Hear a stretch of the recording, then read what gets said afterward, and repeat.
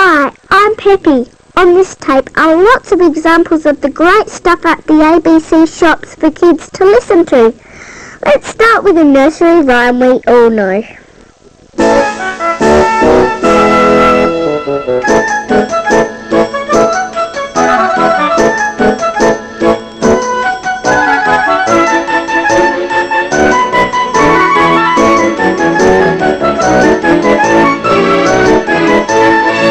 Song of sixpence, a pocket full of rye, 4 and 20 blackbirds baked in a pie.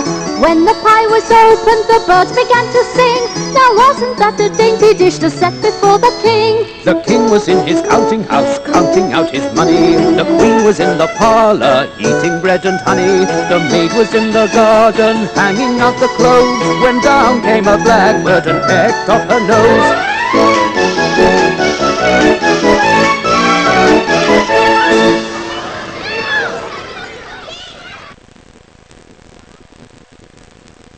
Kym Lardner is a very funny storyteller who tells some funny stories about when he was 3. Now this one is called McMuscles. This story is about me when I was only 3. I know it's hard to believe, but when I was only 3, I was about this big. Yeah, that's me. But I couldn't help it. Yeah, I can't help it. It's because I was only 3. Yeah, because I'm only 3. And when I was 3, I thought I was the boss of everything. Yeah, because I am the boss.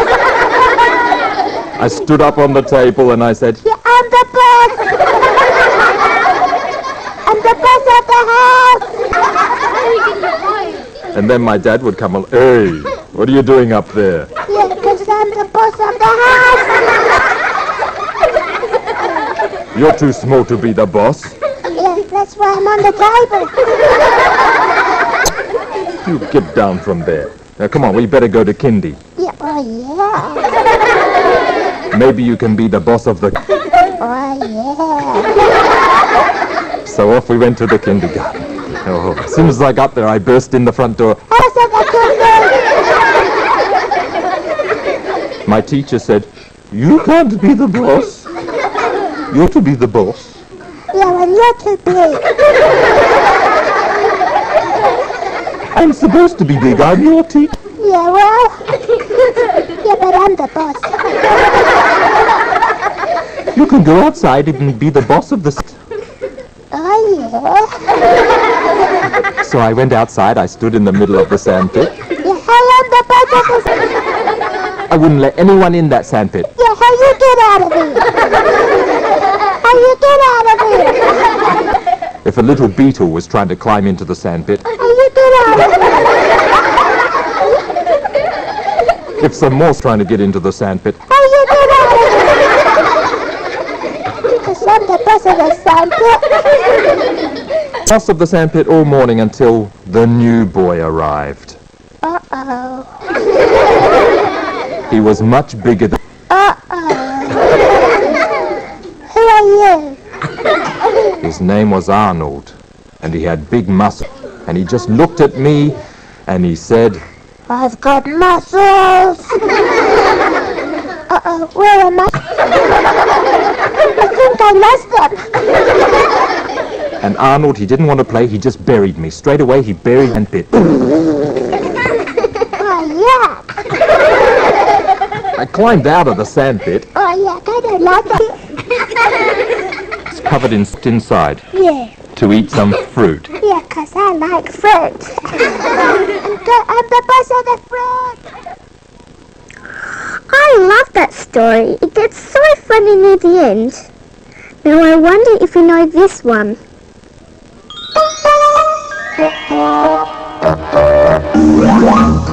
Bananas in pajamas are coming down the stairs. Bananas in pajamas are coming down in pairs. Bananas in pajamas are chasing teddy bears. 'Cause on Tuesdays they all try to catch them unaware.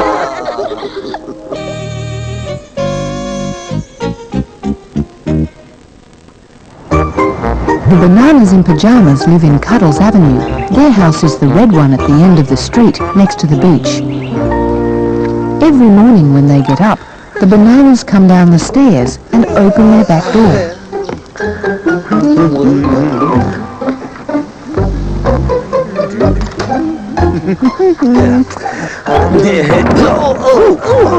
After you, B2. Thank you, B1.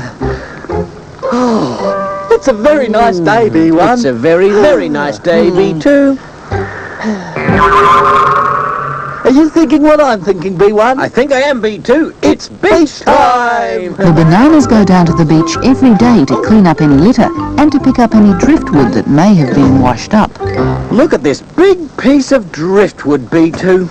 We can't leave this lying here, B1. Absolutely not, B2. I'll pick it up.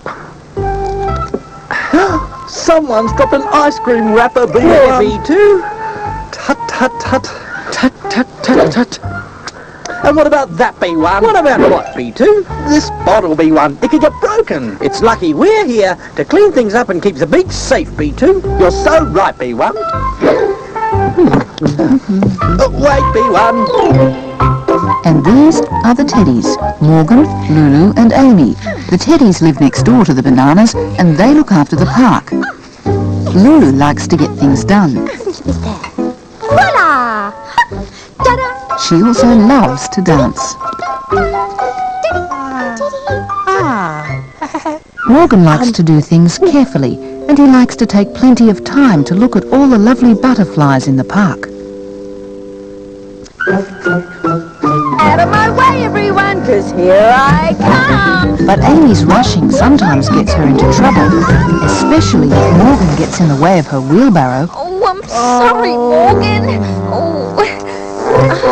Morgan doesn't mind so long as Amy helps him clear up the mess.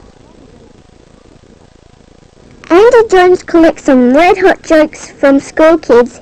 Here's a couple. Hey, psst, psst, Ellen, Jessica, Grace, Kirsten, I've got a joke for you. Listen to this. What's red, round and juicy, and has toes but no feet? Tomatoes! Oh, Andy. Andy, you forgot to introduce me. Oh, sorry, Funky. Okay.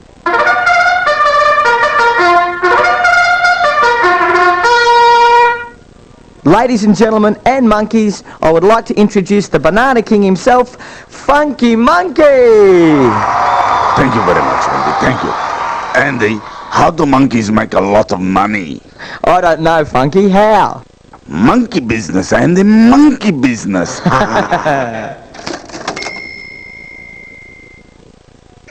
Some of my favourite stories are from Winnie the Pooh.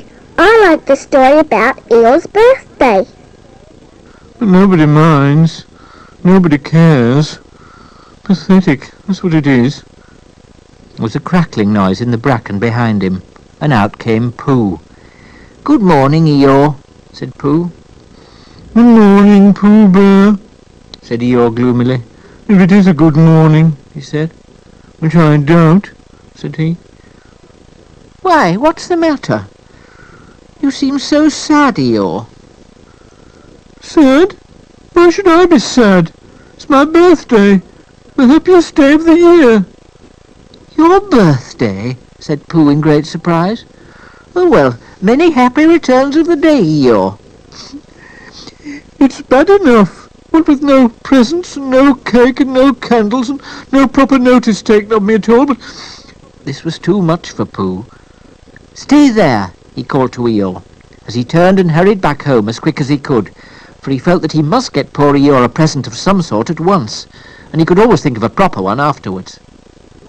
Outside his house he found Piglet, jumping up and down trying to reach the knocker. "Hello, Piglet," he said. Hello, Pooh. I was trying to reach the knocker, said Piglet. I just came round. Let me do it for you, said Pooh kindly. So he reached up and knocked at the door. I've just seen Eeyore, he began. And poor Eeyore's in a very sad condition because it's his birthday, and nobody's taken any notice of it, and he's very gloomy. You know what Eeyore is. And there he was, and what a long time whoever lives here is answering this door. And he knocked again. But Pooh, said Piglet, it's your own house.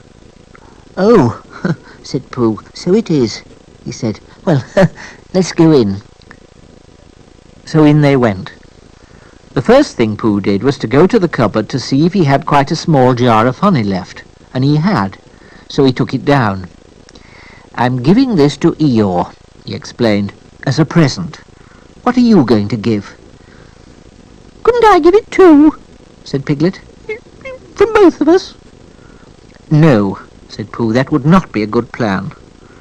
"All right then, I'll give him a balloon. I've got one left from our party. I'll go and get it now, shall I?"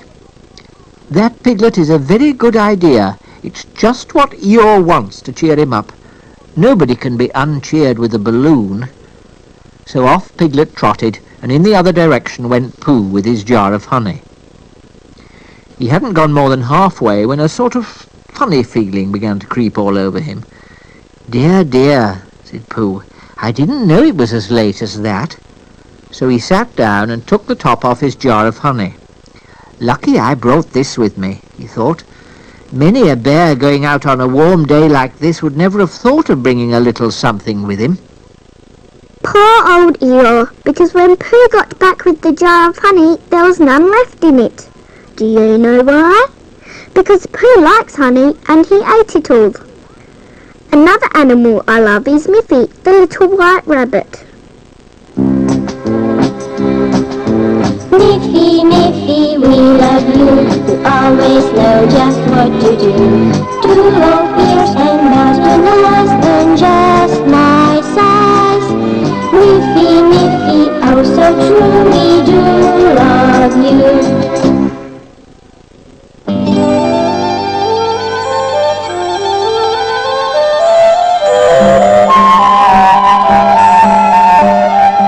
Miffy.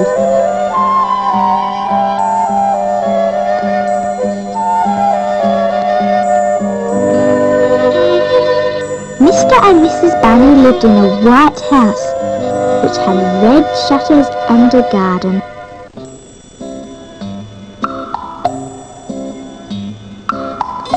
Mr. Bunny loved gardening.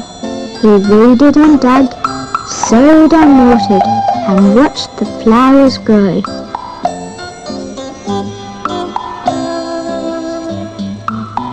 Mrs. Bunny loved cooking. She made lovely things to eat.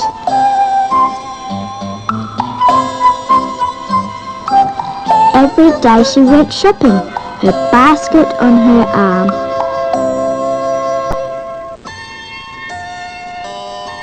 She bought peas in a pod, lettuces and cauliflowers.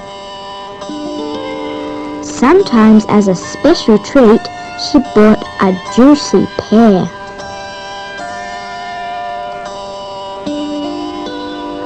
Mr. and Mrs. Bunny were very happy, but they wished they had a baby. "It would be lovely if there were 3 of us," said Mrs. Bunny.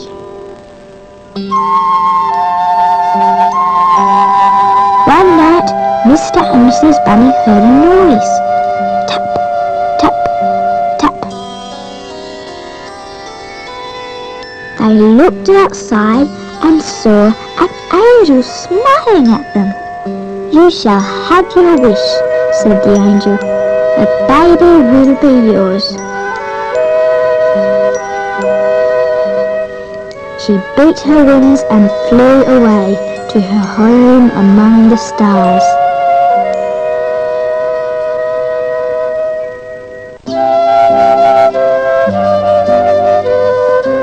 Mr. and Mrs. Bunny were filled with joy, and before long the baby came. She had long ears and white fur. Her name was Miffy.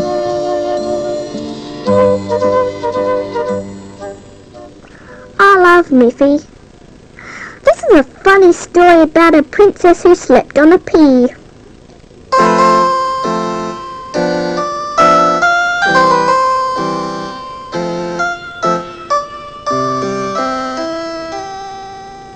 There was once a prince, and he wanted a princess, but she had to be a real princess. He travelled through the world to find one, but always something seemed to be wrong. Though many he met claimed to be real princesses, he could never be sure that this was true. At last, He returned home and he was very sad because he wanted a real princess so badly. One evening a terrible storm came up. Lightning flashed in the sky and rain tore at the castle walls. It was a dark and fearful night. Then in the midst of the storm, a knock came at the city gates. The old king himself went to open them.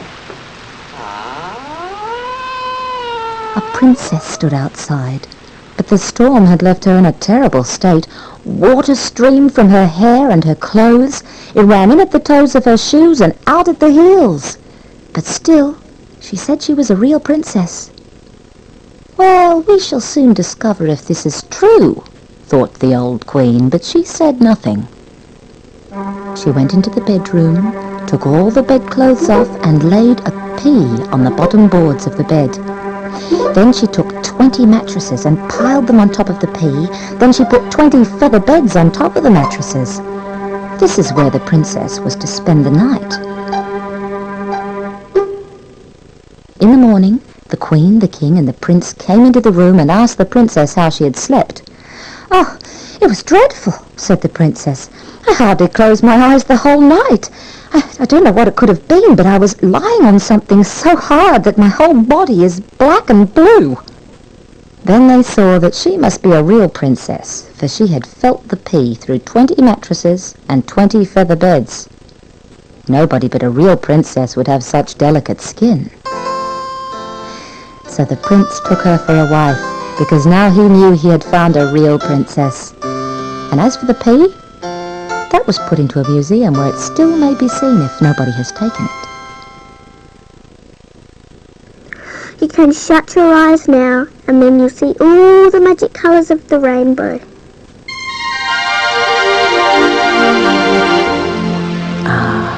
A beautiful rainbow has touched down from the sky just beside you. Colours are shimmering in the light. Can you see it? Imagine those soft, glowing colours. Step into the rainbow. Feel the colours floating around you. Red, orange, yellow, green, blue, purple, and violet. All the colours of the rainbow. It's so peaceful and you feel absolutely safe. Now move into the glowing light at the heart of the rainbow, which is golden and white. Feel yourself filling up with this magic light. It will protect you. The next one is all about pigs. Lots of pigs. Late one night as I sat reading, I thought I heard the sound of feeding.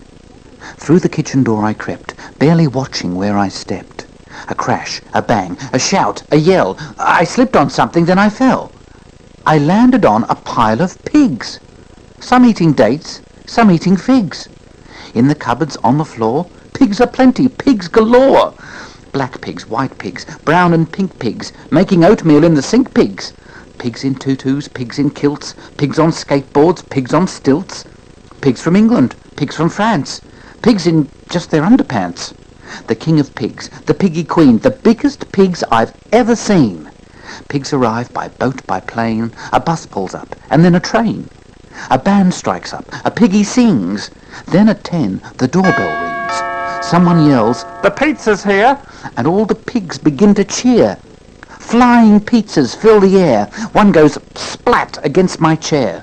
The piggies eat their fill. I get nothing, just the bill. "I've had enough," I scream and shout. "Get out, you pigs! You pigs, get out!" "Oh, please let us stay," the piggies cry. "Don't make us go. Don't say goodbye." "You can stay," I tell them all, "but sweep the floor and scrub the wall." I give them brooms, a pail, a mop. "Now sweep and scrub till I say stop." The piggies work, and when they're done, upstairs they stagger one by one. They brush their teeth and comb their tails, then wash their snouts and clean their nails. The pigs and I climb into bed. I plump the pillows, plop my head. I close my eyes and try to sleep. Before too long I'm dreaming deep of pigs and pigs and pigs some more. Of pigs aplenty, pigs galore.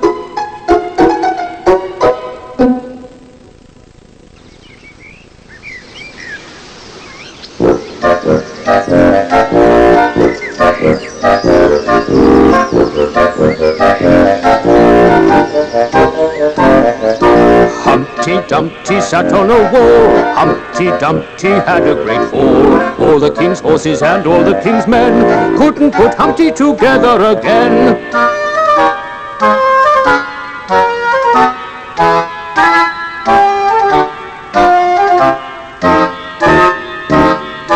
Humpty Dumpty sat on a wall. Humpty Dumpty had a great fall.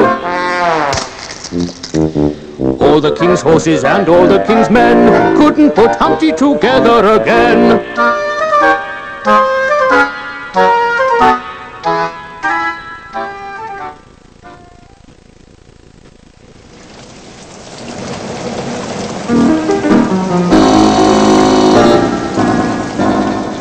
Incy Wincy Spider climbed up the water spout. Down came the raindrops and washed poor Incy out. Out came the sunshine and dried up all the rain. And Incy Wincy Spider climbed up the spout again.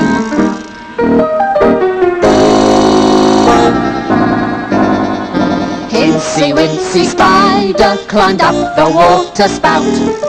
Down came the raindrops and washed poor Incy out. Out came the sunshine and dried up all the rain. And Incy Wincy Spider climbed up the spout again.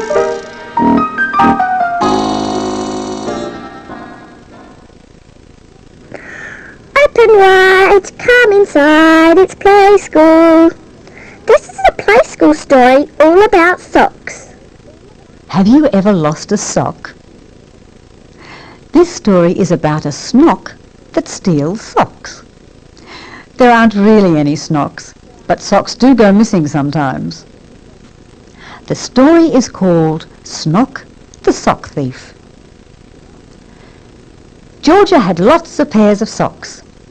Socks with stripes and socks with spots. But her very favourite socks were her lizard socks that came all the way up to her knees. Georgia took extra care of her lizard socks. When Georgia's dad put the dirty clothes in the washing machine, Georgia washed her lizard socks in a small basin. When Georgia's dad hung the washing up to dry in the garden, Georgia pegged her lizard socks up on a special line by her bedroom window. One night, when Georgia went to bed, she left her lizard socks hanging in the window to dry. While she was sleeping, the wind began to blow very hard. It rattled the windows and snapped branches off the trees. It blew most of the night. When Georgia woke in the morning, one of her lizard socks had gone.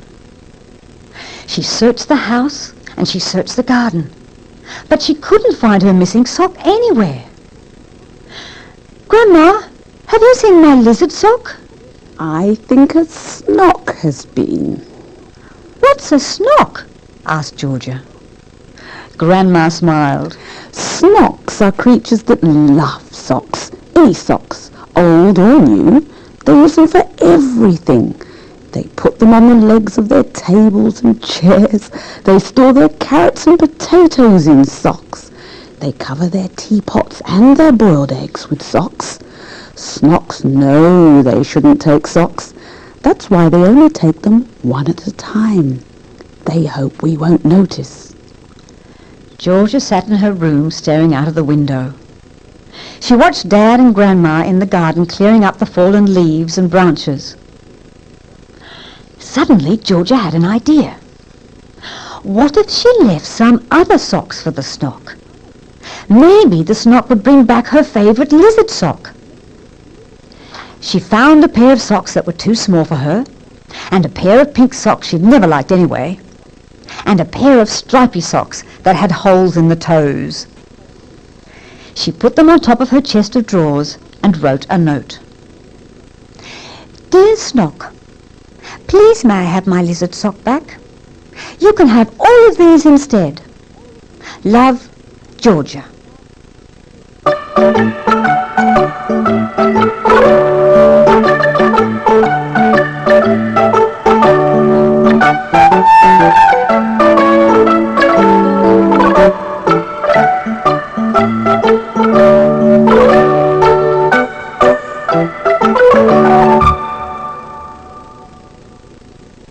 To listen to some more stories, turn over the tape now.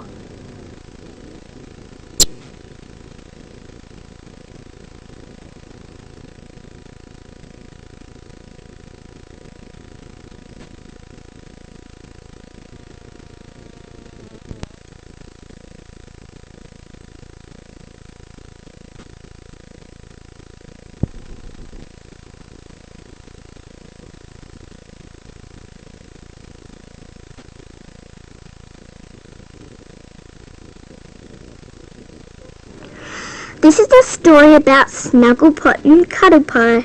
They were two little gum nuts.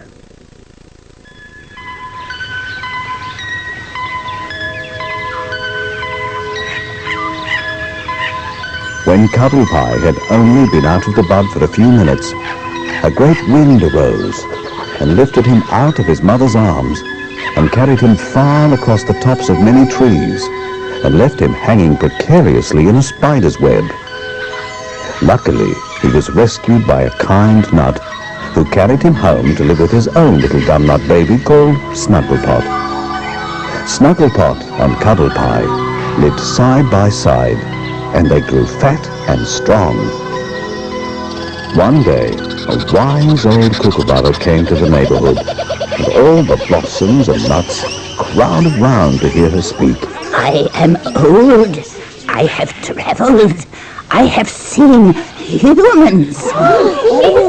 What are humans, Kookaburra? Humans are strong as the wind, Snugglepot, swift as the river, and fearless as the sun. They can scratch one stick upon another and make a bushfire. They love fire. They whistle like the birds. They're as cruel as a snake, and they have many skins which they take off. When all the skins are off, the human looks like a pale frog. Oh, they sound scary, these humans. They are scary, Snugglepot. They're as bad. I'd like to see a human, Cuddlepie. So would I, but only from a distance. One very hot night, when the cicadas were singing loudly, Cuddlepie and Snugglepot crept out of bed and out of the house. Where are we going?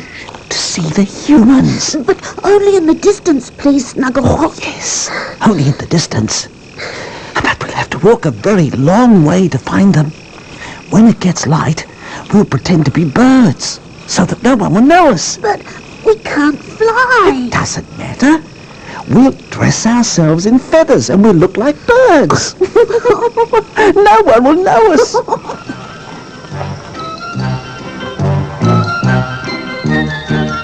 So Snugglepot and Cuddlepie started out on their journey. I bet Snugglepot and Cuddlepie went walking one day and they found some koalas. Now this one is a sweet story about a koala called Koala Lu.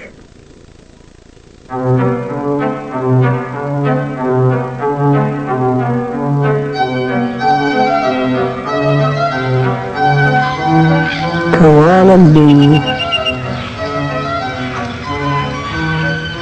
There was once a baby koala, so soft and round that all who saw her loved her. Her name was Koala Lu. The eel loved her. The platypus loved her. And even tough little Koala Claus next door loved her. But it was her mother who loved her most of all. 100 times a day she'd laugh and shake her head and say, Koala Lu, I do love you.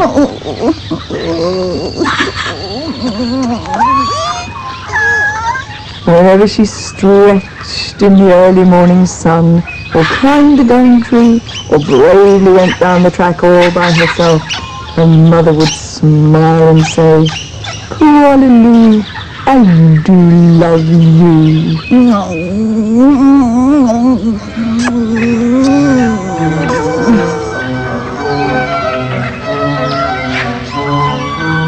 Years passed and other koalas were born, brothers and sisters for Koala Lu. Soon her mother was so busy she didn't have time to tell Koala Lu that she loved her. Although, of course, she did. Every night, as she curled up under the stars, Koala Lu thought about the times when her mother had looked at her and said, Koala Lu, I do love you. And she longed for her to say it again.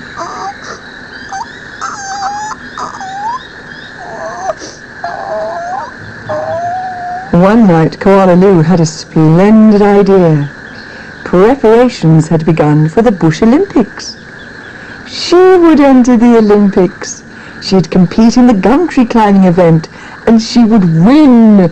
And then her mother would fling her arms around her neck and say again, Koala Lu, I do love you. Koala Lu began her training right away. She jogged and puffed.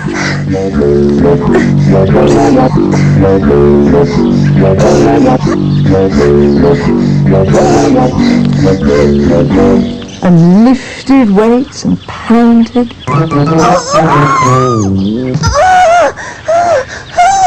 She hung for a branch with one claw at a time till she ached.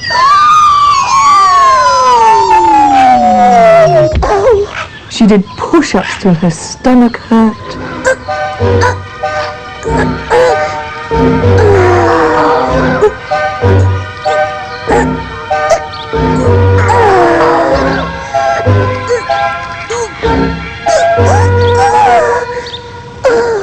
And last of all, she climbed the tallest tree that she could find, over and over and over again.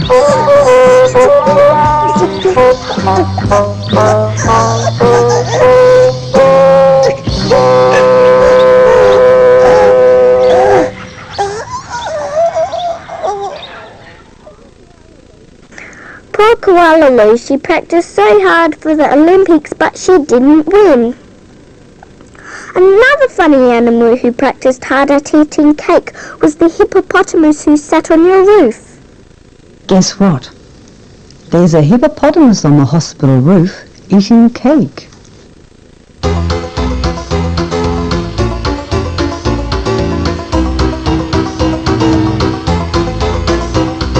Mommy, what's the matter? Come here quick. Oh dear. Call the doctor. Ring, ring.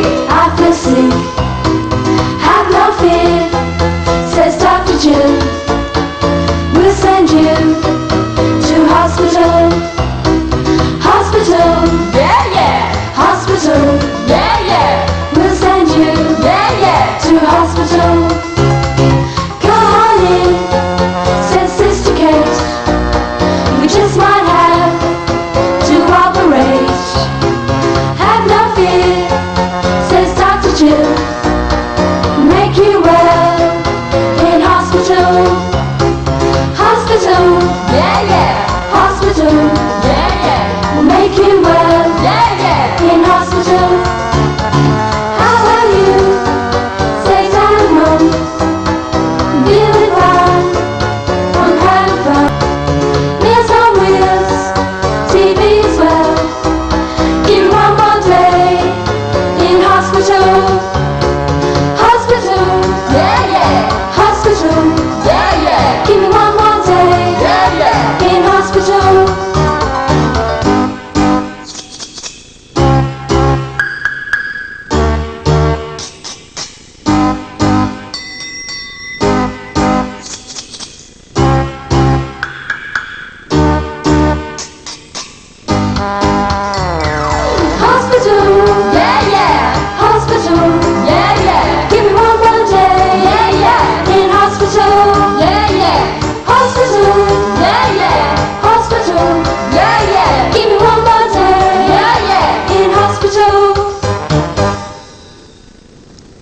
middle of the night, my tummy started to hurt.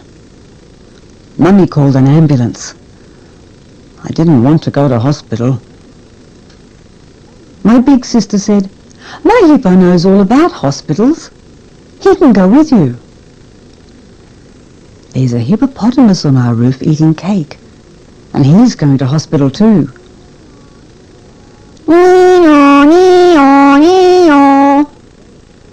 The ambulance is very quick.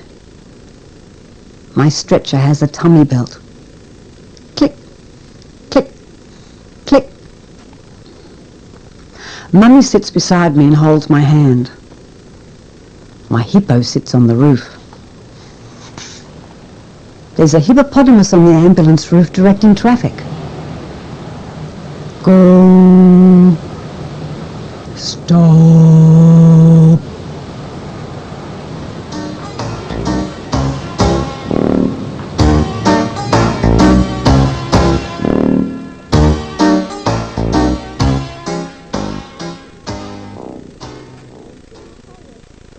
Here's two poems from A.A. Milne about 3 little foxes and 4 friends. Once upon a time, there were 3 little foxes who didn't wear stockings and they didn't wear sockses, but they all had handkerchiefs to blow their noses, and they kept their handkerchiefs in cardboard boxes. They lived in the forest in 3 little houses, and they didn't wear coats and they didn't wear trousers. They ran through the woods on their little bare tootsies, and they played touch last with a family of mouses. They didn't go shopping in the high street shopses, but caught what they wanted in the woods and copses. They all went fishing, and they caught 3 wormses. They went out hunting, and they caught 3 wopses. They went to a fair, and they all won prizes. 3 plum puddingses and 3 mince pieses. They rode on elephants and swang on swingses, and hit 3 coconuts at coconut shies. That's all that I know of the 3 little foxes who kept their handkerchiefs in cardboard boxes. They lived in the forest in 3 little houses, but they didn't wear coats, and they didn't wear trousers, and they didn't wear stockings, and they didn't wear sockses. The 4 friends. Ernest was an elephant, a great big fellow. Leonard was a lion with a 6-foot tail. George was a goat, and his beard was yellow. And James was a very small snail. Leonard had a stall, and a great big strong one. Ernest had a manger, and its walls were thick. George found a pen, but I think it was the wrong one. And James sat down on a brick.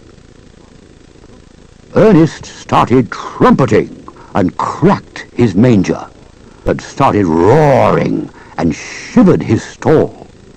James gave the huffle of a snail in danger, and nobody heard him at all. Ernest started trumpeting and raised such a rumpus. Leonard started roaring and trying to kick. James went a journey with the goat's new compass, and he reached the end of his brick. Ernest was an elephant and very well-intentioned. Leonard was a lion with a brave new tail.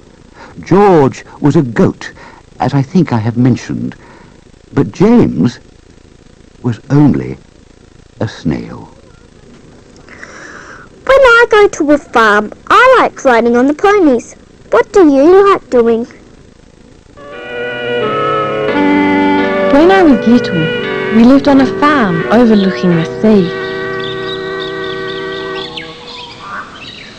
Through summer, autumn, winter and spring, we worked on the land together. Mum, Dad, Charlie, Kate, Jake and me. We rode our horses every day and loved them like friends. race you down the dam. Come on, Inky, let's go.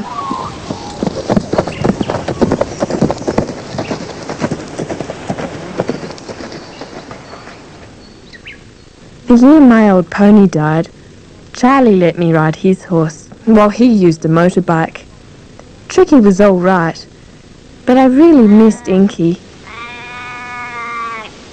In summer, we checked the water troughs to make sure the thirsty cattle had enough to drink.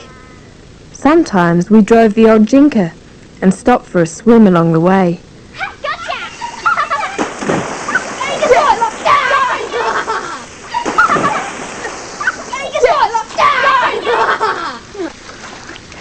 We shifted mobs of cattle to better pasture and sorted out some that were ready to sell.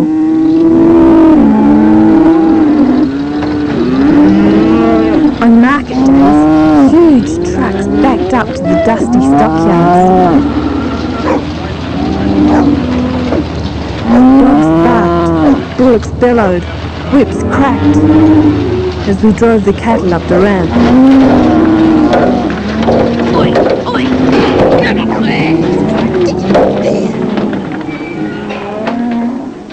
One moonlit night, a truck arrived with some new cows. I went up to the yards with my father to unload them. Something spooked the cattle, and in a flash they were racing down the road. I chased them on Tricky, riding bareback in my pyjamas, and finally brought them home. I felt like a real hero. Late in summer, bushfires sometimes broke out in the hills. The smoke cast an eerie yellow light over our farm. We kept a water tank on the truck in case one of our paddocks caught fire. Blackberries were ripe for the picking then, and the apples in the orchard were crunchy and delicious. The local show was always a big day for us. It took weeks to get ready. We washed the stud bulls and cows and taught them how to parade. We brushed our ponies until they shone and plaited their manes and tails. Dad taught Tricky to jump. Jake practiced his tricks on Bella and trained Sadie for the dog high jump.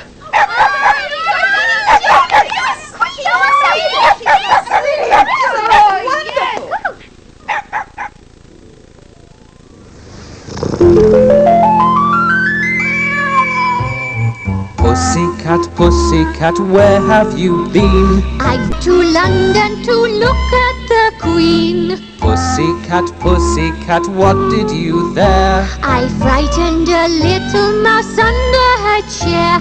Meow, meow, meow. Pussycat, pussycat, where have you been? I've been up to London to look at the Queen. Pussycat, pussycat, what did you there? I frightened a little mouse under her chair. Meow, meow, meow.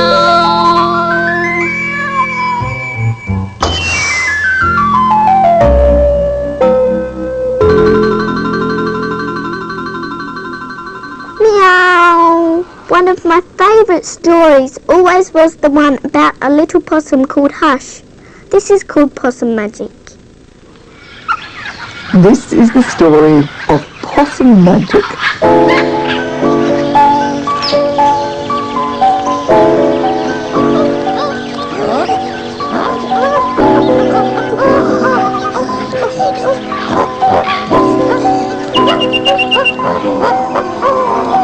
Once upon a time, but not very long ago, deep in the Australian bush, lived two possums. Their names were Hush and Grandma Poss.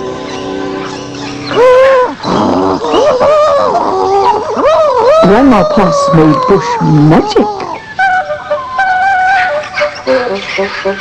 She made wombats blue and kookaburras pink.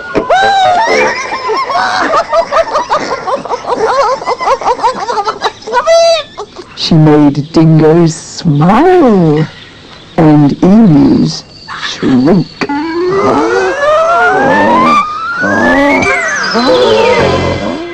But the best magic of all was the magic that made Hush invisible.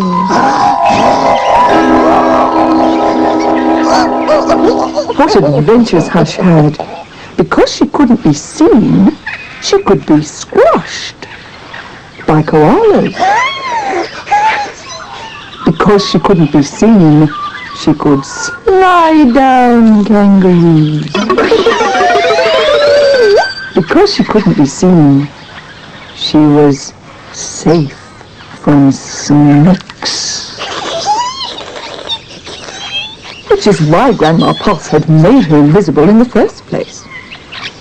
But one day, quite unexpectedly, Hush said, "Grandma, I want to know what I look like. Can you make me visible again?" "Of course I can," said Grandma Poss, and she began to look through her magic books. She looked into this book, and she looked into that. There was magic for thin and magic for fat, magic for tall and magic for small. But the magic she was looking for wasn't there at all. Grandma Poss looked miserable. "Don't worry, Grandma," said Hush. "I don't mind." But in her heart of hearts, she did.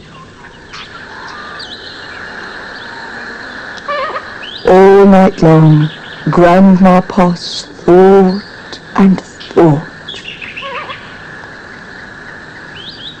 The next morning, just before breakfast, she shouted, "It's something to do with food, people food, not possum food.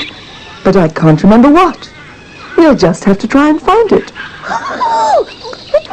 So later that day, they left the bush where they'd always been to find what it was that would make a scene.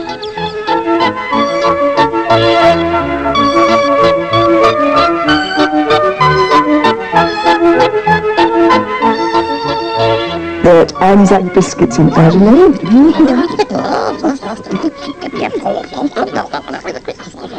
Mornay and Minty's in Melbourne.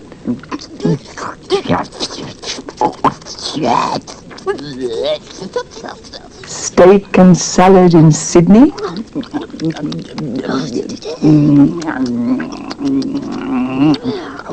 And pumpkin scones in Brisbane.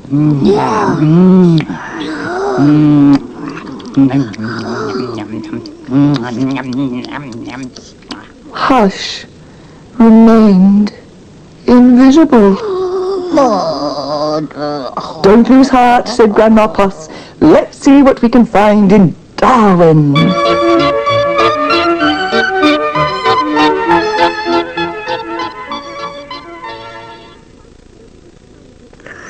But Hush did become visible again, didn't he? Because he found the right food to eat. All these tapes are in the ABC shops, and there's lots more. Do you like the Teletubbies? I think they're funny. They're going to say goodbye to us now, and I'm going to say goodbye too. Bye.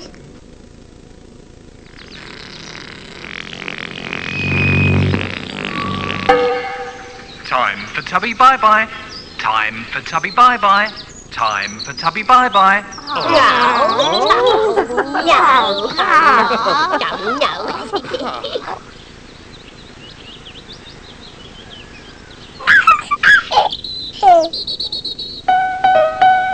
Bye-bye, Tinky Winky. Bye-bye. Bye-bye, Dipsy. Bye-bye. Bye-bye, Lala. Bye-bye. Bye-bye, Po. Bye-bye.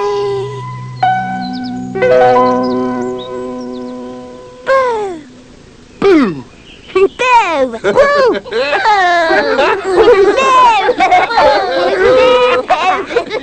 No.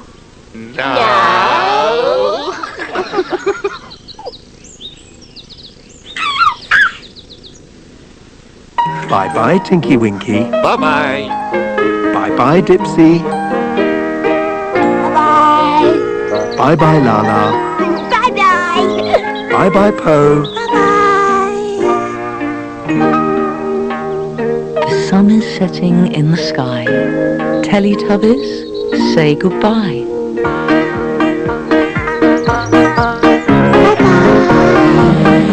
Bye-bye. Bye-bye.